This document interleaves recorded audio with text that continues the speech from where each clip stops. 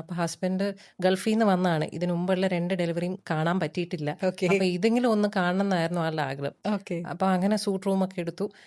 പേഷ്യന്റിന് പെയിനൊക്കെ start ചെയ്ത് patient കരയാൻ തുടങ്ങിയപ്പോഴേക്കും ആൾ അങ്ങ് ബോധം കെട്ട് വീണു.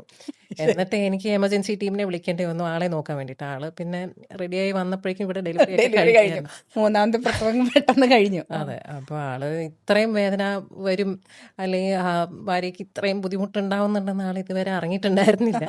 അപ്പൊ അറിയലും ബോധം കെടലും രണ്ടും ഒന്നിച്ചായിരുന്നു. ഒരുമിച്ചായിരുന്നു. അതെ. ഗർഭിണിയായ സ്ത്രീയുടെ കൂടെ പ്രസവ സമയത്ത് നിൽക്കാൻ ആഗ്രഹിക്കുന്ന ഗർഭിണിയോട് ഏറ്റവും അടുത്ത ഉള്ളവർ ഉണ്ടാവുന്നത് ആക്ച്വലി പഠനങ്ങൾ വരെ നമ്മളെ കാണിക്കുന്നത് ഗർഭിണിക്ക് അത് വളരെയേറെ സാന്ത്വനം നൽകുന്ന കാര്യമാണ്.